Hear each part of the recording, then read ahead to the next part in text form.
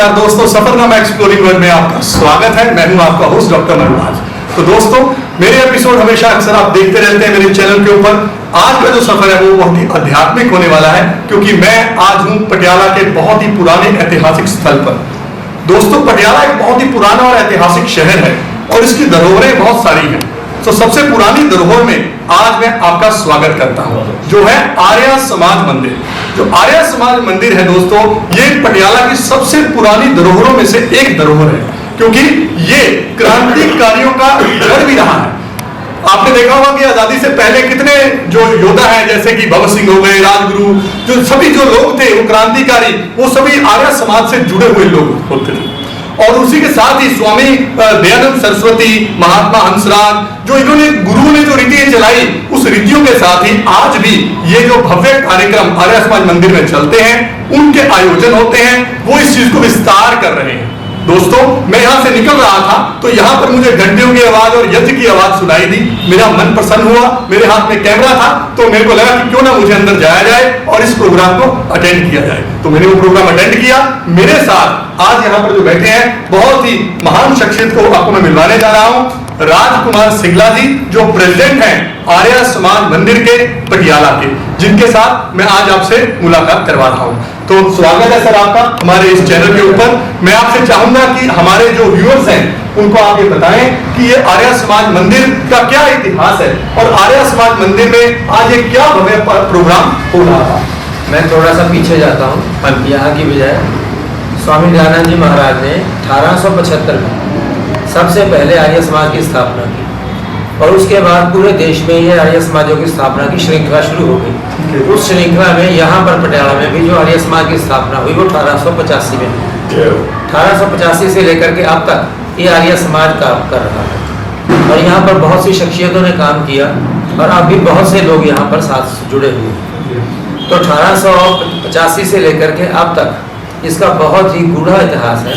इस समाज के कारण, आर्य समाज मंदिर के नाम के कारण ही आर्य समाज चौक मशहूर चौक है पटियाला का। ये चौक में देखता हूँ कितनी दुकानें यहाँ पर सभी इसके नाम से जानी जाती है।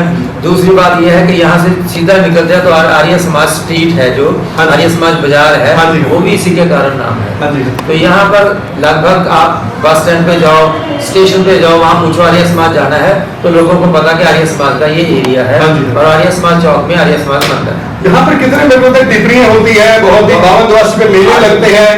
आर्य समाज जो भी शहर का कार्यक्रम होता है, चाहे वो किसी भी समागम का हो, वो इसी जगह से गुजरता है और कई समागम यहीं से शुरू होते हैं। वाह, बहुत बहुत। और ये क्रांतिकारियों का गढ़ रहा, चाहे वो स्वतंत्रता संग्राम था, चाहे उसके बाद था, उसके बाद भी, चाहे वो जब काला इतिहास जो है पंजाब का हमारा काले दिन आए, उस समय भी ये हिंदुओं का गढ़ रहा है।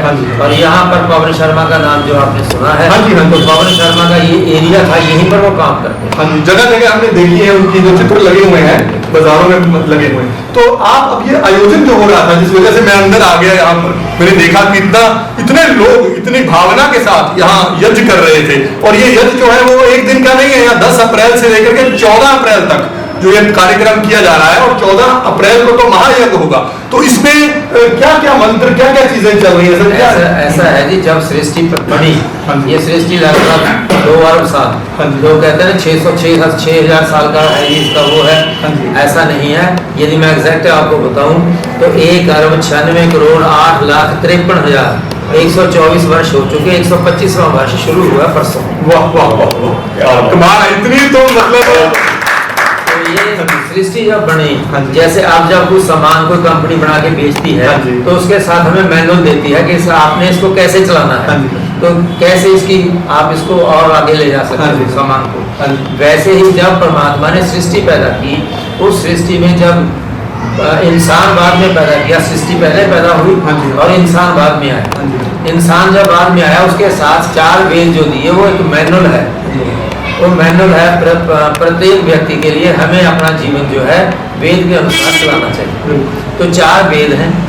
4 वेदों में 20,352 शायद ऐसे कुछ 407 20,407 4 वेदों में मंत्र हैं और हर मंत्र में बहुत ही गूढ़ उसका अर्थ है। हाँ जी। और यदि हम उस अर्थ के साथ चले तो अपने जीवन को पुण्य जीवन बना सकते हैं। बहुत अच्छा। मैं तो खुद डीएवी स्कूल में पढ़ा हूँ और आर्य समाज के 10 नियम जो मेरे हैं, मुझे वेद पाठ होता था, सब्जेक्ट उसमें पढ़ता था, तो उन चीजों को मैं अपने जीवन में लेकर के भी आया और उससे बड़ी सात्विकता जीवन में आई है। मैं बहुत ही अपने आप को सौभाग्यशाली समझता हूँ कि आज इतने महान शिक्षक के साथ मैं बैठा हूँ। सर आप ये बताइए कि ये प्रोग्राम जो आप कर रहे हैं कि 10 अप्रैल से 14 अप्रैल में इसमें महायज्ञ होगा, इसमें हम कैसे कैसे कार्यक्रम कर रहे हैं, क्या क्या? ये हम यज्ञ जो है एक नहीं, साल में 2 बड़े यज्ञ करते हैं। ये यज्ञ भी हम 9 तारीख से करना चाहते थे, क्योंकि 9 तारीख को जो है वो संबंधित वर्ष नवरात्रे शुरू हुए, नवरात्रे भी शुरू हुए, नव संबंध जो वर्ष है 2081 वो भी उसी दिन शुरू होता है, और जो सृष्टि वर्ष मैंने आपको बताया 125वां वर्ष है वो भी उसी दिन शुरू होता है। तो ये जो है हम उस दिन से करना चाहते थे। हर साल ही हम ये 6-7 दिन का कार्यक्रम करते हैं, लेकिन आचार्य जी जो बहुत ही उच्च कोटि के विद्वान हैं, तो उनको कहीं व्यस्तता थी। एक उद्घाटन किया उन्होंने दिल्ली में बहुत बड़े कार्यक्रम का, तो वहाँ पर वो गए थे, MDH वालों ने क्यों करवाया, तो उन्होंने कहा कि फिर मैं 9 की बजाय 10 को आऊँगा। फिर हमने इसको कार्यक्रम को 10। एक मैंने मंत्र सुने, देखिए मैं तो इतने मंत्र जानता नहीं, पर कितने मंत्र आप बता रहे थे, कितने मतलब मंत्र? टोटल मंत्र जो हम यजुर्वेद प्राणायाम महायज्ञ कर रहे हैं, इसके 1875 मंत्र हैं। 1875? अच्छा जी। तो टोटल मैंने जैसे बताया 4 वेदों के 20,480 मंत्र हैं। वाह। तो ये पिछले 10 वर्षों में हम 20,480 मंत्रों का पाठ एक बार कर चुके हैं। उसके बाद सामवेद जो वेद है उसके 1975 मंत्र हैं, तो 1975 का हम कंप्लीट कर चुके हैं। ये हमने अब यजुर्वेद शुरू किया है 1875 मंत्रों का। तो ये इस बार नहीं, जाकर के अक्टूबर में फिर हम 7-8 दिन का कार्यक्रम करेंगे, उस समय पूरा हो जाए। बहुत अच्छा। और लंगर भी मतलब लंगर भी ये नहीं था कि कोई 10 या 50 लोग यहाँ लंगर खा रहे थे, जो भी आ रहा था, जहाँ से बाहर से भी लोग कोई आके, हर बंदा यहाँ पे पूरा लंगर का कार्यक्रम चलता है, सुबह भी और शाम को। अच्छा जी। शाम को भी मतलब 100-150 लोग होते हैं सुनने के लिए, तो 100-150 का भोजन होता है शाम को, और फिर लास्ट दिन में लगभग 300-400 का इकट्ठ होता है, तो 300-400 का लंगर होता है। लोग और भी लंगर खाने वाले लोग आ जाते हैं, ये चलता है।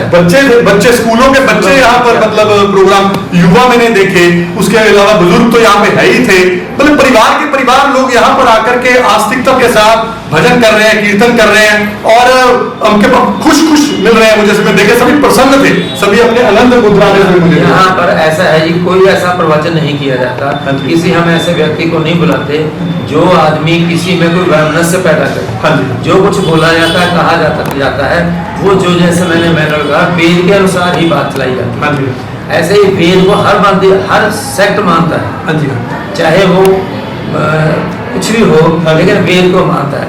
हम ये इस समय कहते हैं कि मोहम्मदन अलग है, मुसलमान अलग हैं, लेकिन उनके साथ जो उनके अच्छे कार्य करता है उनके साथ बैठ के बात करो, वो भी ये कहते हैं कि जी वेद तो हम भी वेद को मानते हैं, हमारा जो सेक्ट है वो भी वेद से निकला है।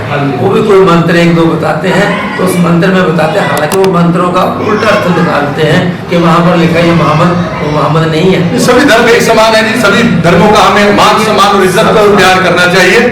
पर यह है कि जहाँ पे जो हम कार्य करते हैं उसमें पूरी श्रद्धा के साथ, बड़ी भावना के साथ और अपने मन को एकाग्रित करके हमें वो काम करना चाहिए। ये आर्य समाज में ये नहीं कि हम यही 2 कार्यक्रम करते हैं। ठीक है जी। दैनिक भी यहाँ यज्ञ होता है, दैनिक यज्ञ, अच्छा। और उसके बाद हम साप्ताहिक यज्ञ करते हैं। बहुत अच्छा। साप्ताहिक यज्ञ में लगभग 40-50 लोग होते हैं। अच्छा। तो उस दिन भी यज्ञ होता है। ठीक है जी। और उसके बाद भजन होते हैं, प्रवचन होता है। बहुत प्रवचन करने के लिए हमारे पास पुरोहित जी हैं, अच्छा, वो भी गुरुकुल के स्नातक हैं, और हमारे मंत्री जी हैं विजेंद्र जी, वो भी गुरुकुल के स्नातक हैं, और गवर्नमेंट सर्विस में प्राध्यापक लगे हुए हैं गवर्नमेंट स्कूल में।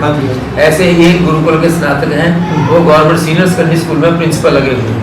आपके गुरुकुल से मुझे बात याद आ गई, जब मैं छोटा था ना मुझे बड़ी डांट पड़ती थी, मैं पढ़ता नहीं था तो कहते थे मुझे गुरुकुल में डाल देंगे। गुरुकुल में अब आप भी जाओगे ना, कहीं देखोगे तो वहाँ पीछे बोती रखी होती है, और उस तरह से पढ़ाई का वैसे संस्कार दिए जाते हैं जो पुरानी संस्कार हैं, वो ऐतिहासिक चीजें आज भी हैं हमारे देश के अंदर। और एक हमारे पास, मैं जब बता रहा था उस कड़ी में, एक और हमारे पास विद्वान हैं, वो PhD हैं, और यहाँ सेंट्रल स्कूल में वो लेक्चर लगे हुए हैं, तो इनके प्रवचन होते रहे। वैसे भी इस संस्था का ऐसा बना हुआ है कार्यक्रम कि लोग आते रहते हैं ऐसे विद्वान, तो उनके कार्यक्रम चलते रहते हैं। बहुत अच्छे। और ये कार्यक्रम जो है जैसे स्वामी दयानंद जी ने वेद के अनुसार बताया, हाँ जी, तो वेद के अनुसार ही चलते हैं।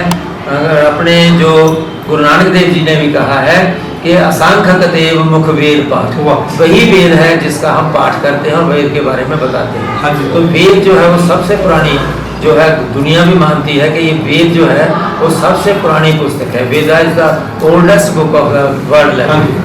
लैंग्वेज। तो उसके हिसाब से हम ये काम करते हैं।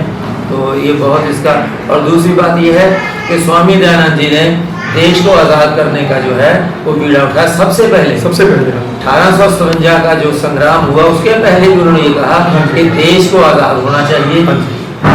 मतेर माँ जो होती है वो चाहे कितनी भी अच्छी हो, लेकिन जो अपनी माँ होती है वो सबसे अच्छी होती है। तो उस हिसाब से स्वामी दयानंद जी ने सत्यार्थ प्रकाश लिखा, उसको पढ़ करके बहुत से, पंजाब में से तो लाला लाजपत राय, महात्मा हंसराज, अपने भगत सिंह जी का पूरा परिवार, ऐसे बहुत से मैं परिवारों के नाम बता सकता हूँ। स्वामी दयानंद जी के बाद आर्य समाज के जो मैं नाम आता है स्वामी श्रद्धानंद जी का आता है। तो स्वामी श्रद्धानंद जी तालवन जो जलंधर के पास एक गांव है वहाँ से पैदा हुए। तो उसके बाद उन्होंने गुरुकुल कांगड़ी यूनिवर्सिटी खोली। गुरुकुल कांगड़ी यूनिवर्सिटी जो है वो एक यूनिवर्सिटी है और बहुत ही मान्य यूनिवर्सिटी है, कांगड़ी में है, हरिद्वार में। और वो जो यूनिवर्सिटी है उसने जब महात्मा गांधी को जो महात्मा की पदवी दी, वो भी यूनिवर्सिटी में स्वामी श्रद्धानंद जी ने दी। और जब उधर दूसरे देश में काम कर रहे थे स्वतंत्रता संग्राम का, तो उस समय उनके पास पैसे नहीं थे। उन्होंने कहा था स्वामी जी मेरे पास पैसे इकट्ठे करके भेजो, तो मेरे पास पैसों की कमी है। तो वहाँ पर उन्होंने काम करके, बच्चे जो वहाँ पर पढ़ते थे बच्चे, तो उन्होंने काम करके वो पैसे कमा करके उनको भेजे। तो वहाँ पर उन्होंने अपना कार्यक्रम जारी रखा। तो उनसे जो हमारी वो संसद यूनिवर्सिटी है उससे अंग्रेज इतना डरते थे। एक बार उनको पूछा कि स्वामी जी हमें पता चला है कि आप यूनिवर्सिटी में जो है ना बंदूकें बनाते हो, तो बम बनाते हो, बंदूकें बनाते हो। तो वो कहते मेरे को हमने आपकी वो करनी है, सच आउट करना। तो उन्होंने जब देखा करके कहते हाँ मेरे पास तो लगभग 500 बम तैयार हो रहे हैं। तो जो बम लेके गए तो उन्होंने दिखाया कि ये मेरे बम है सारे, जब ये निकलेंगे तो ऐसे होगा कि देश आज़ाद होगा। वाह, ये सोच थी। तो उस कड़ी में इस समाज में भी मैं आपको बताऊं कि क्योंकि पंजाब और बंगाल यहीं पर लोग जो थे ना हमारे क्रांतिकारी ज्यादा वहीं पर पैदा हुए थे। तो बंगाल के क्रांतिकारी आकर के इस समाज में रुका करते थे, इस मंदिर में रुका करते थे। तो एक बार ऐसा हुआ कि हमारे इस आर्य समाज मंदिर की पूरी का जो सदस्य थे उस समय 1919 की मैं बात बता रहा हूँ, 1919, हाँ, उस समय ये बात थी जी कि हमारे 73 जो सदस्य थे उस समय, जो पंडित थे उस समय, जो सेवक था, सबको पकड़ करके जेल में डाल दिया गया था। और उनको कहा गया कि आप अपनी जमानत करवाओ तब छोड़ेंगे। तो उस समय किसी ने भी जमानत नहीं करवाई। और उस समय जो है कईयों की माएँ, किसी का बेटा, किसी की पत्नी की डेथ हुई, लेकिन उन्होंने जमानत नहीं दी। और उसके बाद मैं आपको बताऊं कि उस केस को लड़ने के लिए बहुत कोशिश की गई, लेकिन अंग्रेजों से डरते हुए किसी ने भी, वकील ने, जब अपनी जो राजधानी थी पंजाब की, लाहौर थी, वहाँ से भी आकर के कार्य करने की किसी ने हिम्मत नहीं की। तो फिर स्वामी श्रद्धानंद जी, क्योंकि जब स्वामी बने उसके पहले वो स्वामी जी जो थे वकील थे। अच्छा। तो उन्होंने फिर अपने जो साधु वाले कपड़े थे उतार करके वकील का जो कोट था, कोट पहन करके वो यहाँ पर ट्रिब्यूनल बनाया हुआ था, जिसमें ये था कि ट्रिब्यूनल छोड़ेगा नहीं, ये 73 की 73 को फांसी हो जाए। ठीक है। तो फिर उस स्वामी श्रद्धानंद जी इसी समाज मंदिर में ठहरे आकर के, जब केस लड़ा उन्होंने। तो मुझे बहुत ही खुशी है कि आज मैं इतने बड़ी महान शख्सियत के साथ बैठा हूं और इस प्रोग्राम को मैंने अटेंड किया। मैं इस कड़ी में ये 14 अप्रैल तक ये कार्यक्रम चलना है और इस 14 अप्रैल तक महायज्ञ को भी आपको दिखाऊंगा। मैं यहाँ के जो प्रेसिडेंट साहब हैं वो तो आप उनको मिलाया है, यहाँ के सेक्रेटरी हैं, मेंबर्स हैं, उनके साथ भी मैं आपकी मुलाकात करवाऊंगा। इस मंदिर परिसर को, जो एक पुराना मंदिर है, भव्य, इसके पुराने दरवाजे हैं, पुरानी खिड़कियां हैं, यज्ञशालाएं हैं, धर्मशालाएं हैं, यहाँ पे खाने का आयोजन कैसे होता है, वो सारी चीजें आप इस वीडियोस में मेरे साथ देखेंगे। तो मैं आपसे उम्मीद करता हूं कि आपको ये वीडियोस पसंद आएंगी और आप इसके साथ जुड़िए। आर्य समाज हमारी पुरानी ऐतिहासिक चीज है, उसको हमें धरोहर बनाकर नहीं रखना चाहिए, उसके साथ आगे बढ़ चल के हमें साथ देना चाहिए। अपने युवाओं को, अपने बच्चों को, अपने बुजुर्गों को, सभी को साथ लेकर के हमारी जो पुरानी संस्कृति है उसके साथ हमें जुड़ करके आगे बढ़ना चाहिए।